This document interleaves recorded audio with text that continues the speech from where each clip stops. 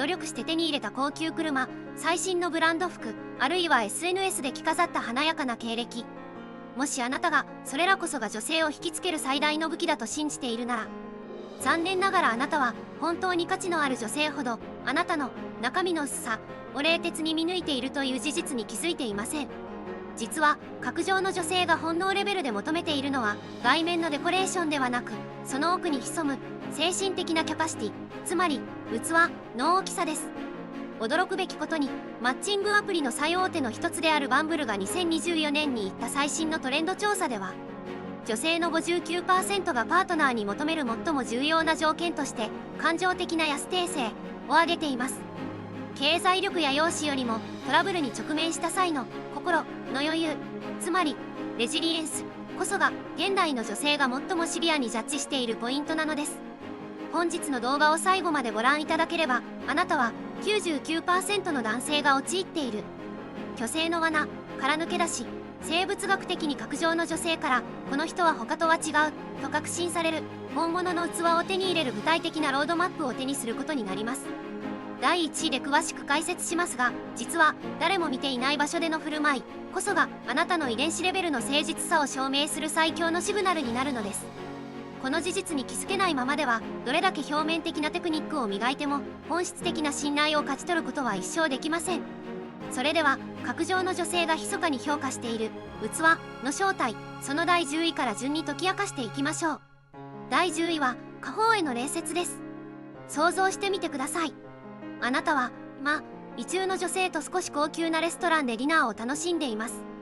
料理は素晴らしく、会話も弾んでいる。しかし注文した料理がなかなか運ばれてこない。あるいは新人のウェイターがワインを注ぐ際にほんの少しテーブルにこぼしてしまったとします。その時あなたはどんな反応を見せるでしょうか。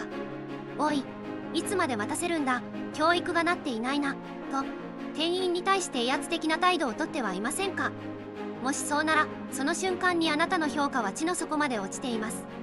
なぜなら自分より立場が弱い、あるいは反論できない相手に対する態度は心理学でいうところのハロー効果を引き起こすからです。心理学者のエドワード・ソーンダイクが提唱したハロー効果とは、対象のある目だった特徴に引きずられて他の特徴の評価も歪められる現象を指します。店員に対して不遜な態度をとる男性を見た女性は、この人は関係が慣れてきて自分の立場が上になった時、私に対しても同じような高圧的な態度をとるだろうと直感的に予測します。格上の女性はあなたが自分に対してどれだけ優しくしてくれるかではなく、あなたが社会的に弱い立場の人にどれだけ敬意を払えるかを見ています。参考文献天野洋一による配偶者選択の進化心理学的研究によれば、女性は長期的なパートナーを選ぶ際、相手の社会的な信頼性や協調性を極めて重視します。真に器の大きい男性はトラブルが起きた時こそ「大丈夫ですよ、気にしないでください」と微笑みながら相手をフォローします。この余裕こそが女性に、この人とならどんな困難も穏やかに乗り越えていけるという圧倒的な安心感を与えるのです。ここでお知らせです。マジ恋研究所では、こうした表面的なモテテクニックに頼らず、心理学と脳科学に基づいた本質的な男の価値を高める方法を追求しています。もしあなたが安っぽい誘惑術ではなく、生涯愛される器を磨きたいと願うなら、ぜひ今のうちにチャンネル登録をして研究員の一員となってください。続いて第9位はトラブルをユーモアに変える力です。ドライブデートの最中に突然のパンク、あるいは楽しみにしていた野外イベントが土砂降りの雨で中止。そんな時、舌打ちをして不機嫌なオーラをまき散らしていませんか。進化心理学におけるエラーマネジメント理論によれば、人間は予期せぬ損失に対して過剰に反応する生存本能を持っています。しかし格上の女性が惹かれるのは、その本能を理性で制御し、最悪の状況を笑いに変えられる男性です。例えば雨でびしょ濡れになった時、これ後で振り返ったら最高の思い出になるね、映画のワンシーンみたいじゃないと笑える余裕。心理学者のマーティ・ハセルトンとデビッド・バスが研究したこの理論を応用すると、トラブル時にユーモアを示せる男性は生存確率を下げない優秀な遺伝子を持っているというシグナルを女性に送ることになります。解決策はシンプルです。不測の事態が起きた時、まず3秒だけ深呼吸をしてください。そしてこの状況で一番面白い捉え方は何だろうと考えてみる。その一泊置く余裕こそがあなたの精神的なキャパシティの証明となります。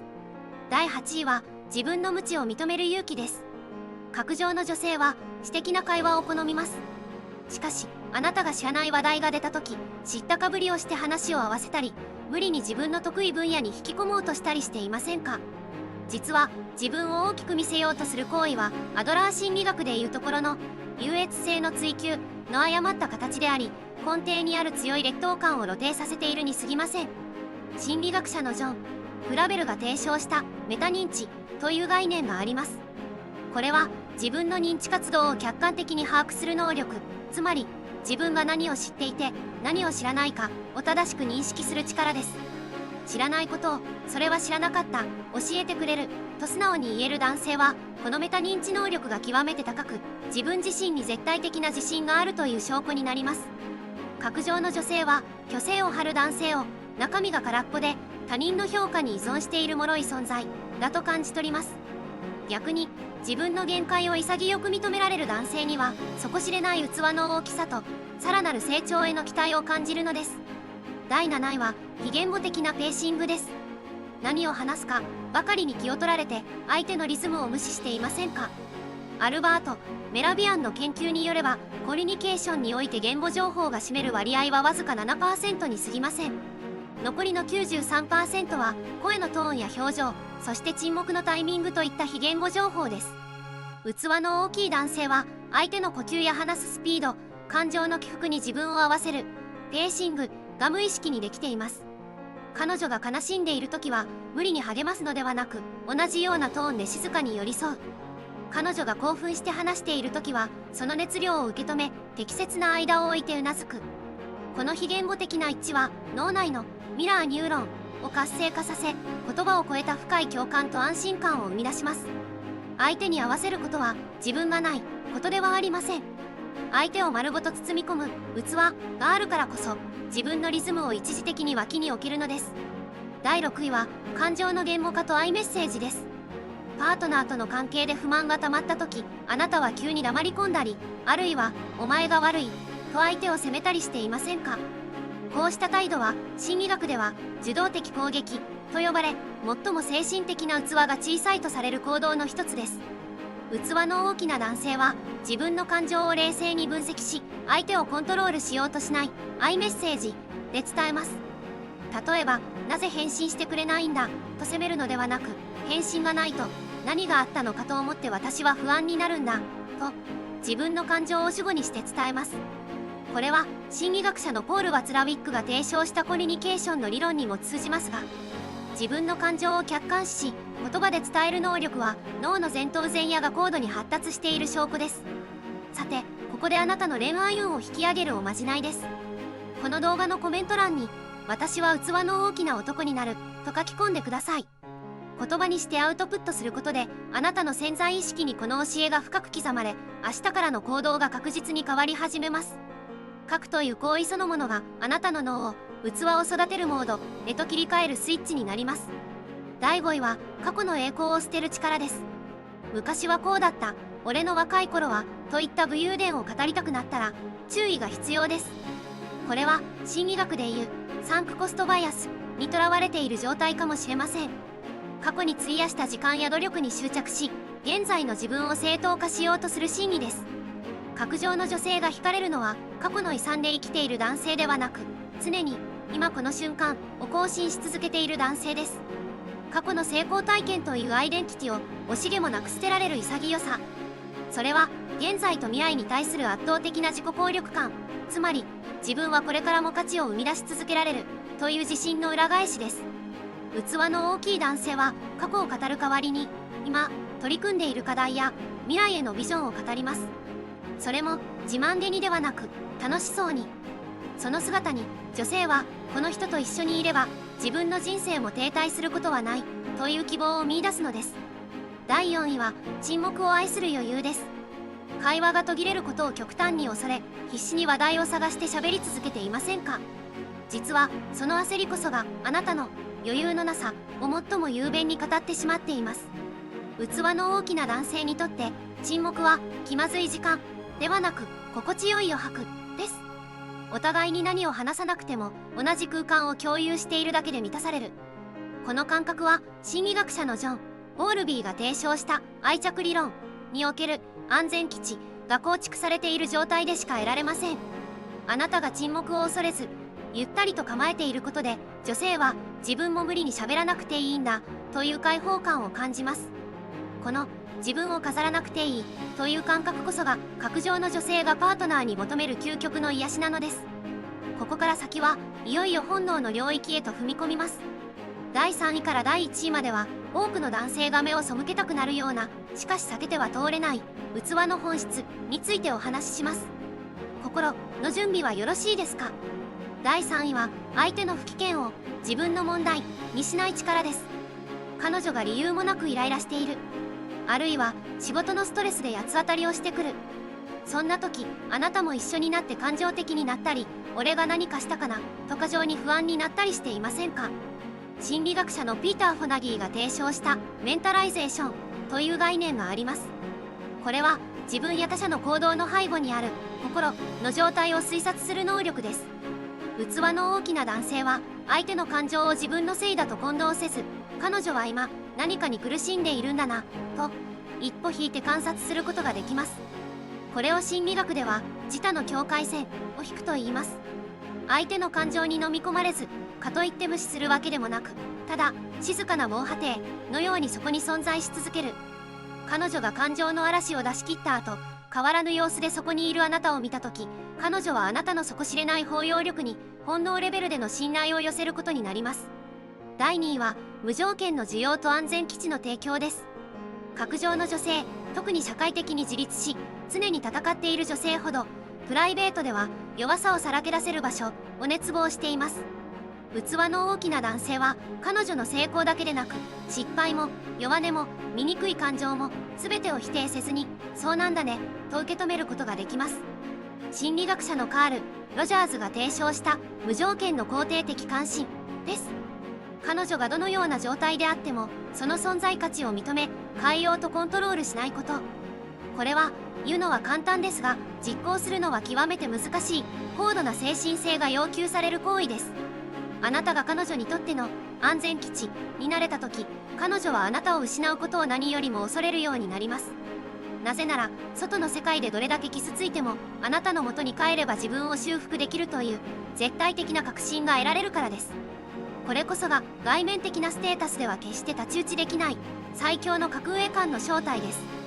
そしてついに第1位、格上の女性が最後には必ずここを見て判断する本物の器の正体。それは誰も見ていない場所での誠実さです。これは心理学のビッグ5性格特性の一つである誠実性の中でも最も革新的な部分です。他人の目がある場所で立派に振る舞うことは誰にでもできます。しかし一人の時、あるいは誰も見ていない公共の場所であなたはどんな行動をとっていますか？ゴミを拾う、公共のルールを守る、自分との小さな約束を守る。こうした他者からの称賛が一切得られない場面での規律こそがあなたの人格の基盤を作ります。進化心理学の視点に立てば、女性は男性の嘘を見抜く特殊なセンサーを数百万年かけて進化させてきました。あなたがどれだけ外面を取り繕っても、一人の時のだらしなさや隠れた場所での不誠実さは必ずあなたの言葉の端々、表情のわずかな動き、非言語的なオーラとして漏れ出します。逆に誰も見ていない場所で自分を律し誠実に生きている男性は言葉に重みが宿ります。その誠実さは意識してアピールしなくても圧倒的な安定感として相手に伝わります。格上の女性はそのかすかなしかし揺るぎない信号をキャッチし、この人なら人生を預けられると判断するのです。真の器とは技術ではありません。それはあなたが日々自分自身とどう向き合っているかという生き方そのものです。ここまで格上の女性が見抜く器の10の側面についてお話ししてきました。他方への礼節、トラブルを笑いに変えるユーモア、無知を認める謙虚さ、非言語的な共感、アイメッセージによる対話、過去への執着を捨てる潔さ、沈黙を共有できる余裕、相手の感情に振り回されない境界線、全てを包み込む需要、そして誰も見ていない場所での誠実さ。これら全てを一度に完璧にこなせる人間はいません。